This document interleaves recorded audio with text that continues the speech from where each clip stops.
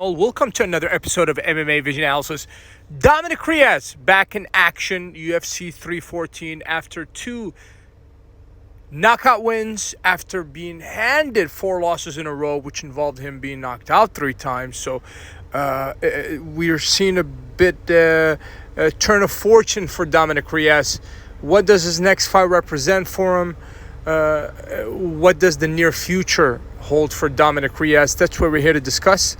Before getting started, make sure to like, subscribe, click that notification to get all of this is new from this channel, your channel, one and only MMA Vision Analysis. Dominick Reyes, last time around, knocked out Anthony Smith. Made us think that Anthony Smith was going to retire, but I don't think that's the case, because if I'm not mistaken, Anthony Smith is set to fight again in the next few months.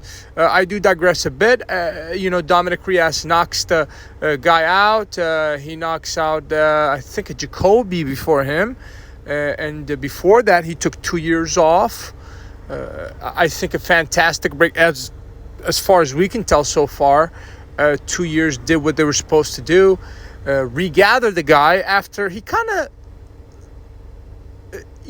I think lost hope after he lost a very controversial decision against John Jones. In all of the fights that I've witnessed for John Jones, Dominick Reyes and Alexander Gustafsson, the first fight between the two, I would have to say were probably two of John Jones' toughest opponents. Many think that Dominick Reyes was robbed against John Jones, the fight, obviously. If you look back at that fight and you rewatch it multiple times, you're going to realize one thing. This Dominick Reyes versus John Jones, obviously. You're going to see Dominick Reyes landing many shots, but ultimately John Jones was pressing the action. John Jones was the one controlling center of the octagon and ultimately pushing Dominick Reyes back the whole time, even though Reyes was probably, if not the most successful, probably second most successful guy in terms of strikes landed on John Jones, right? Like I said, many think that Reyes was actually robbed the night he faced Johnny. And in all honesty, he was never himself after John Jones, right? Between John Jones and the 2-year break, obviously he got knocked out to Jan Blachowicz. His next three fights after John Jones were all knockout losses for Dominick Reyes. I want to say Blachowicz knocked him out the first or second round. It was not a long fight. Then he got knocked out, I want to say, by Ryan Spann. And also there was another one there somewhere.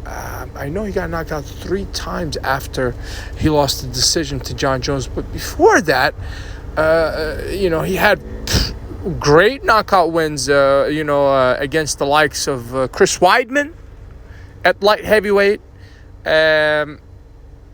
Let's see who else was a good name. He knocked out Jared Cannonier, right? So the guy has some legitimate names on his resume. He's defeated some legitimate fighters, right? Obviously, Jared Cannonier still fights. Anthony Smith is booked, right? Johnny, obviously the guy that, handed him that decision, controversial decision, loss, still fights. Matter of fact, he's the champion of the heavyweight division. So what I'm trying to say here is that I think after the decision loss to John Jones, the guy, Dominick Reyes, that has kind of lost belief in himself, but ultimately was able to regain it. That's at least that's what it seems like. And, if he wins again, UFC 314, if he does it in spectacular fashion, this guy could legitimately be in talks, perhaps for a Yuri Prochazka rematch. That's the name that I missed. He also got knocked out to Yuri Prochazka. Maybe if he wins this fight, he lines up against Yuri Prochazka to determine the number 1 contender for that light heavyweight title. I'm not sure who Magomed's facing next. Perhaps it's Alex Pereira, a direct rematch. Who knows? But Dominick Reyes, I think, with his recent performances, is kind of putting himself back in that conversation. And if UFC 314, brings a good result for Dominick Reyes, then that's going to increase the odds that much more of him being in conversation. At least,